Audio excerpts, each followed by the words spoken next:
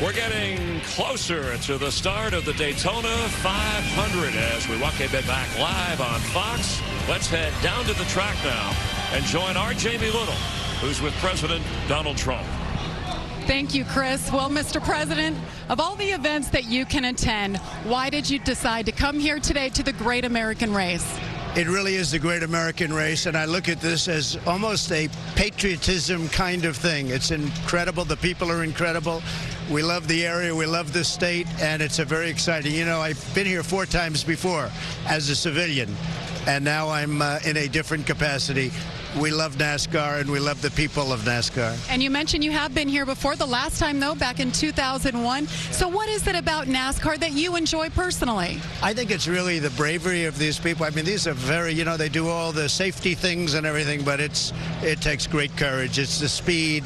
It's really the technology. You look at what's happened just over the last 10 years with the cars. I love to see it. I love to watch it. Okay, so inquiring minds want to know, as the president, are you allowed to drive your own car? Well, you know I'm not, but I think I'm going to really, right now, if I can, I'm going to hop into one of these cars and I'm going to get into this race if possible. All right, you heard it here first. Yeah, I love the idea. Right, thank you for being here. Enjoy your time. Great honor. Thank you. Very much. Chris? We're glad you're watching Fox NASCAR live from Daytona International Speedway. NASCAR fans, to welcome back your United States Air Force Thunderbirds and to deliver the most famous words in motorsports at the Daytona 500. Please welcome this year's Grand Marshal, the 45th President of the United States of America, Donald J. Trump, accompanied by First Lady of the United States, Melania Trump.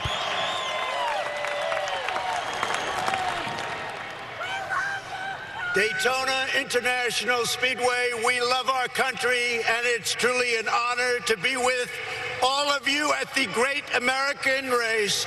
Gentlemen, start your engines.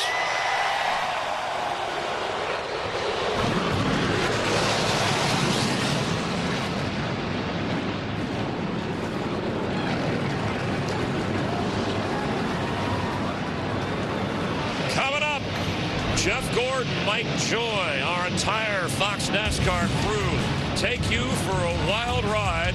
We're glad you're watching the Daytona 500, the 2020 edition, live from Daytona International Speedway. Lined up on pit road at Daytona, 40 NASCAR Cup race cars, 4 pace and safety vehicles, and 2 presidential limousines. Let's go to race control. 7, you got me.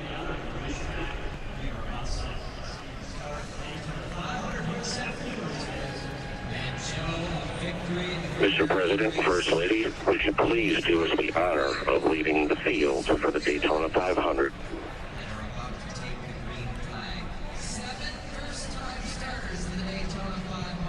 Well, this is indeed a first. Donald Trump is the second sitting president to attend the Daytona 500. George W. was here in 2004. A race won by the man who will wave the green flag for today's race, Dale Earnhardt Jr. But this is truly an historic first. A sitting United States president pacing the field for the Great American Race. He said he wanted to do a lap. He's going to do it. Well, he is the president. He has that right. And I just can't imagine, as a driver, as a competitor, the magnitude of this. This only builds up what is the Great American Race and one of the biggest races in the world to put that much pressure on you to win this race today. I'm not sure how this idea came about, but I have an inkling. A phone call was received the other day in Franklin, Tennessee, at the home of our former colleague, Darrell Waltrip, who retired from broadcasting at the end of the 2019 season, asking him to fly to Palm Beach this morning and join President Trump on Air Force One on the ride up here to Daytona. So I would not be surprised if Darrell had a little hand in what we're about to see. Maybe he's giving him some tips down there about those high banks here at Daytona. And are the drivers excited about this? Well, here's Clint Boyer's radio. He's going to pace the field? Yep. Love it. Gosh, it's awesome. You know, Mike, people ask me, do you miss it? You know, are you jealous of those competitors out there? Today, right now, I am. I would love to be in this Daytona 500 field out there competing today. This is just so special. Now, we know that at least 70 miles an hour is required to keep those cars up on the banking. Those presidential limousines, which are built on truck chassis, weigh about 22,000 pounds, will probably not be doing 70 through the 31-degree banking of turns 1 and 2. But we'll stay down on the apron. Now, you think when he finishes this lap, is he going to do a burnout? What kind of horsepower is underneath the hood of that car? Well, Jeff, our Fox graphic department came up with a comparison between the NASCAR Cup cars and what Secret Service calls the Beast, the presidential limousine, built by Cadillac on a truck chassis. But with Cadillac sheet metal, it's 2 feet longer than the Cup car. And it's a little heavier at 22,000 pounds. Horsepower and top speed is sufficient, but unknown. It's been estimated that those side windows are 5 inches thick of bulletproof glass and that the sheet metal is some 8 inches thick as it's fully armored. And, of course, seating capacity 7 for the limo and 1 for our Cup cars. Only thing I wish they'd have modified on that limo is put a spoiler on that rear deck lid. Just for NASCAR.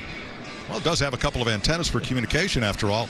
Not sure what those flags on the front fender are going to do for aerodynamics. Nor do we care.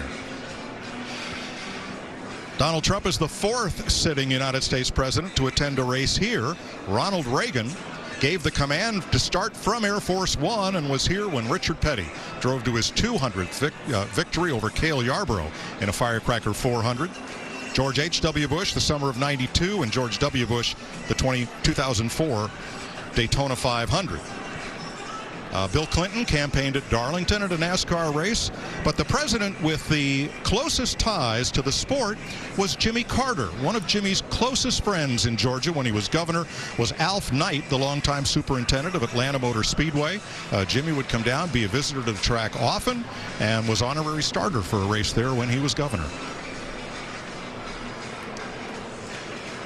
Someone on Twitter took a picture of the presidential limousine and emblazoned a NASCAR-style number 45 on the door, but that idea was rejected in favor of the presidential seal.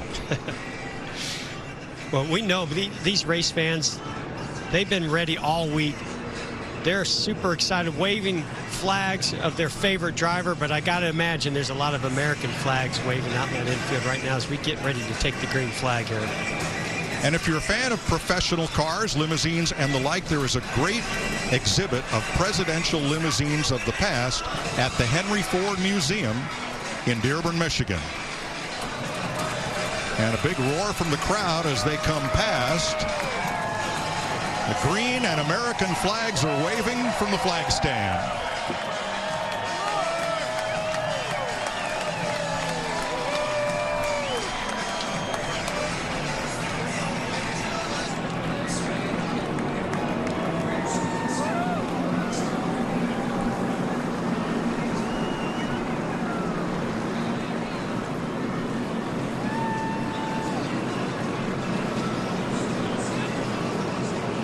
That's a sight for the ages right there.